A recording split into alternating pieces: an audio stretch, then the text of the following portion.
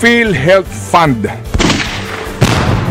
Bakit ba pinakialaman nila Ralph Recto, nila Pangandaman? Bakit ba pumayag sila Grace po? Right?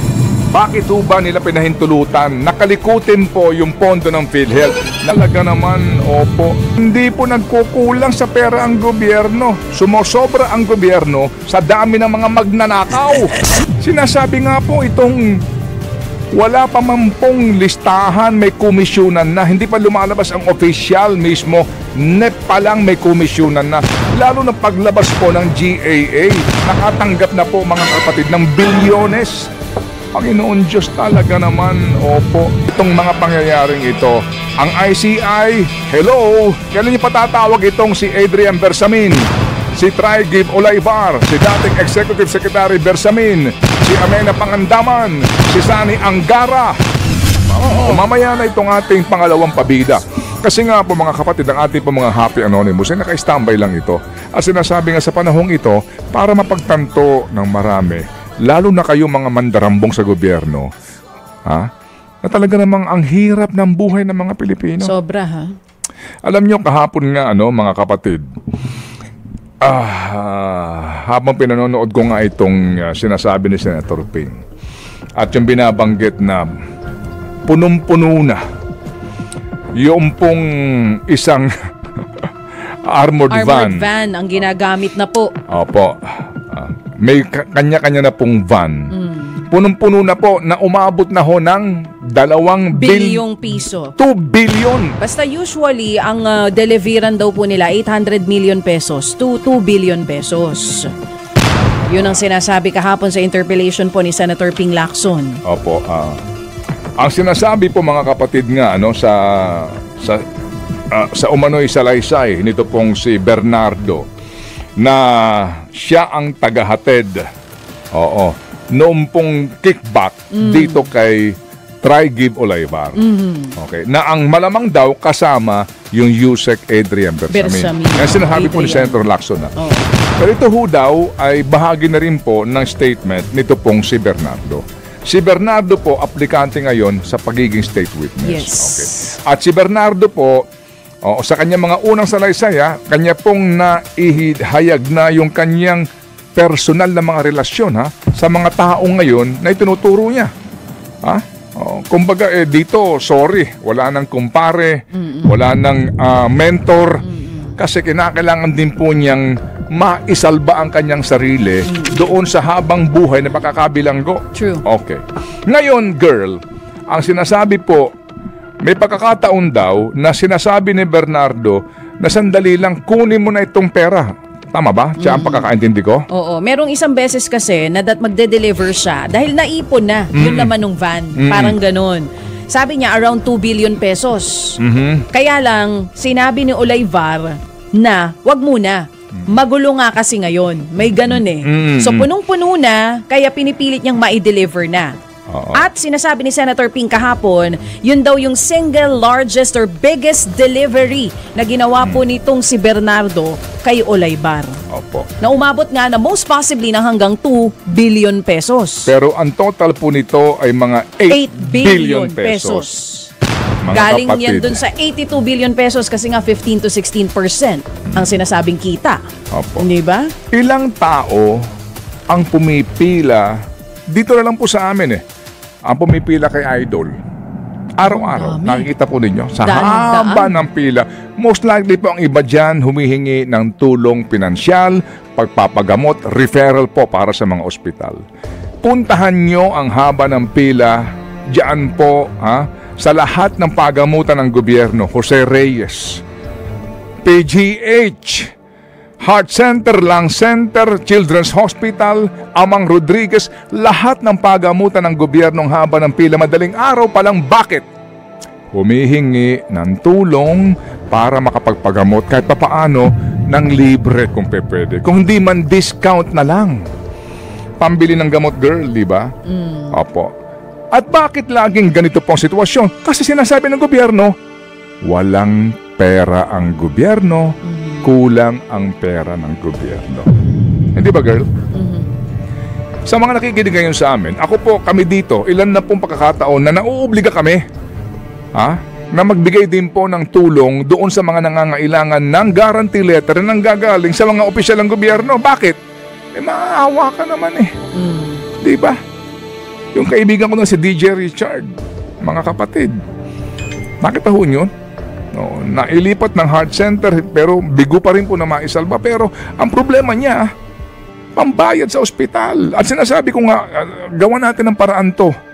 Kasi Estado ang unang-unang may responsibilidad na tulungan ang kanyang mamamayan sa pagpapagamot. Pero itong mga taong ito,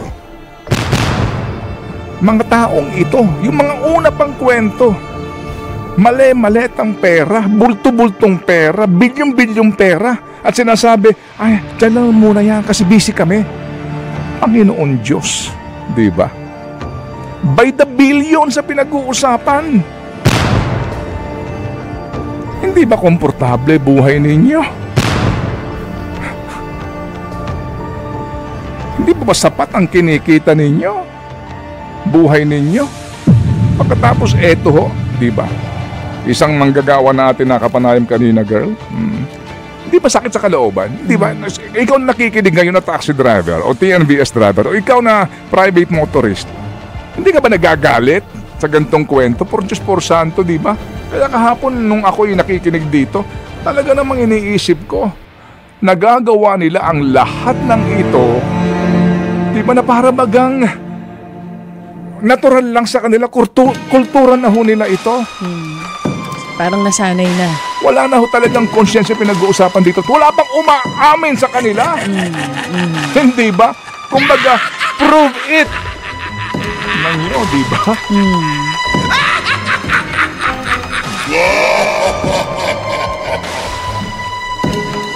Ang hirap tanggapin, ano?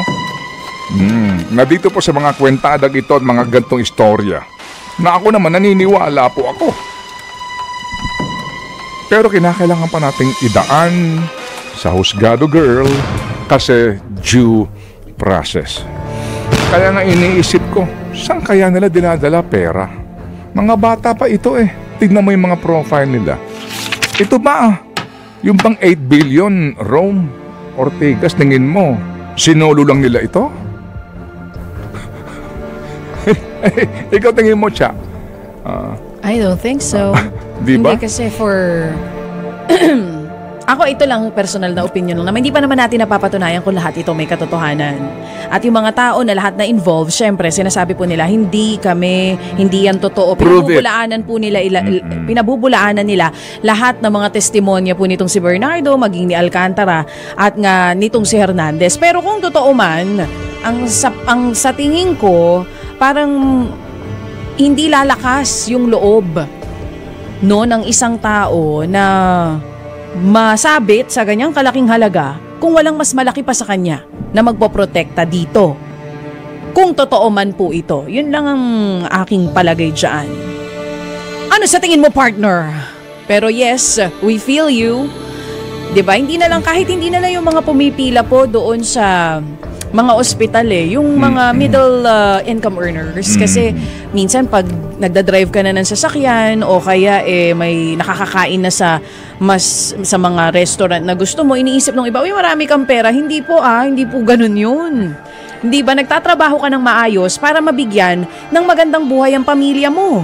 Nahihirapan ka sa pagising araw-araw, binubuyo mo yung traffic everyday kasi meron kang anak na pinag-aaral. Meron kang mga bayarin na kailangan mong bayaran pero bago dumating sa insweldo mo, nabawasan agad ng tax.